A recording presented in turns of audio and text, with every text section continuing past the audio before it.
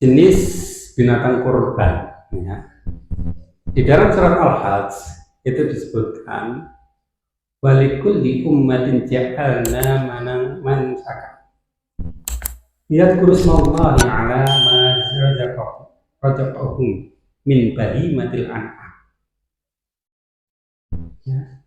Dan bagi setiap umat kami jadikan kurban agar mereka berzikir kepada Allah, mengingat kepada Allah atas apa yang Dia rezekikan kepada mereka dari bahimatul an'am.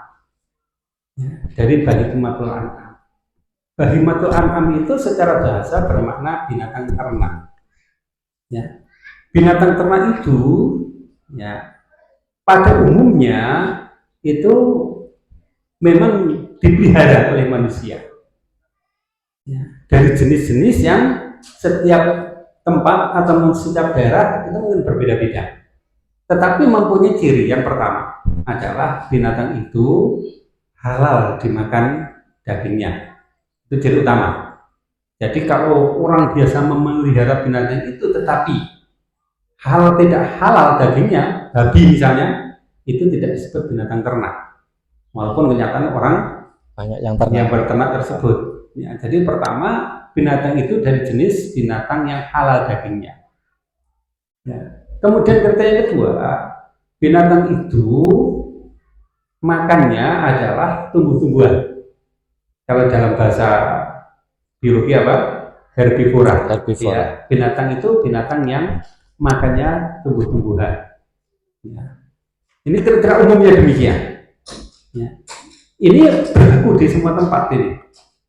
Nah, kalau kita lihat di zaman Nabi, binatang yang memang biasa diternak di masa itu, bahkan juga mungkin di seluruh Jazirah Arab dan sekitarnya, itu semua kriteria demikian.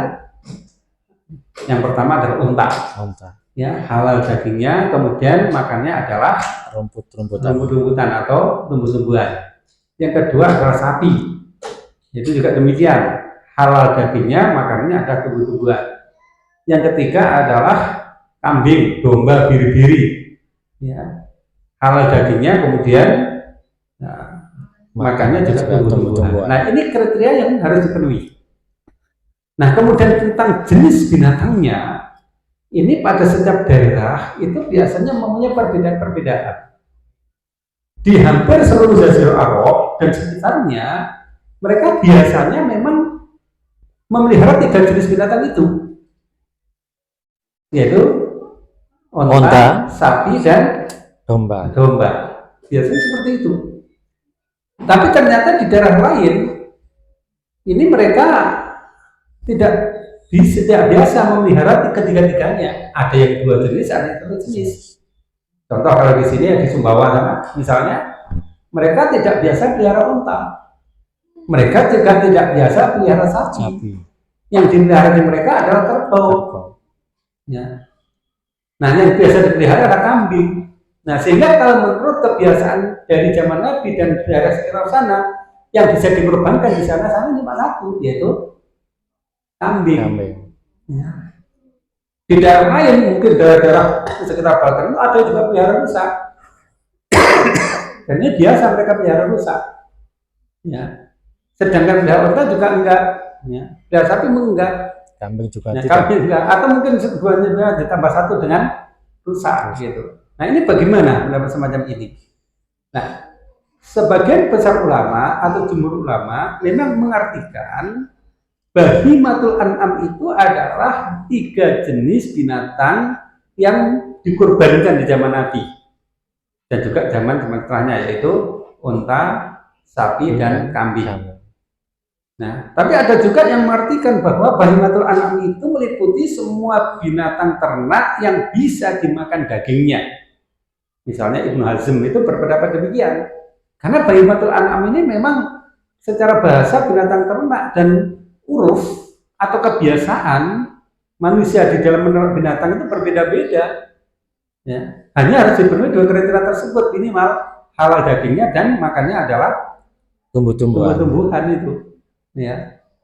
Nah, jadi menurut Ibnu Hajar semua binatang ternak yang boleh dimakan dagingnya ya itu termasuk bahimatul an'am, boleh berkaki dua atau biasa kita sebut sebagai unggas, gitu ya. Boleh yang berkaki empat. Nah, demikian juga kalau kita lihat pendapat dari Bilal. Ya. Bilal mengatakan, ma'ubali lau dokhaitu bidik. Ya.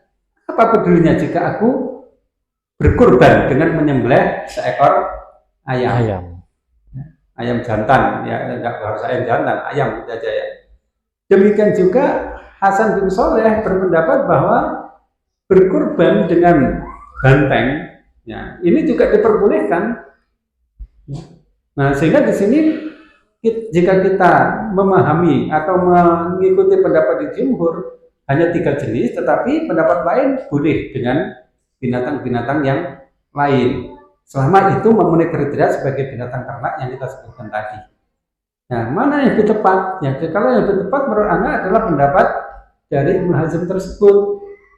Ya, kenapa? Karena tidak semua daerah atau semua tempat di dunia ini punya 3 binatang ternak tersebut, yaitu sapi, kemudian onta, kemudian kambing. Seperti di daerah kita pada umumnya ini, onta nggak ada.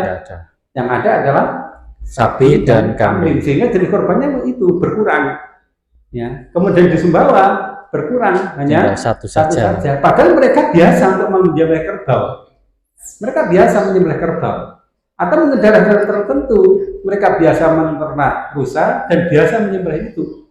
Atau mungkin di daerah tertentu lagi yang mungkin rumput itu menjadi barang yang sulit untuk didapatkan, mungkin mereka peliharanya adalah unggas seperti burung onta misalnya, atau mungkin ayam dan sebagainya. Jadi menurut saya bahimatul an'am ini memang bisa dipahami secara luas, meliputi semua binatang ternak yang bisa diambil sebagai makanan, sebagai konsumsi, ya tentunya dengan cara yang halal atau binatang halal.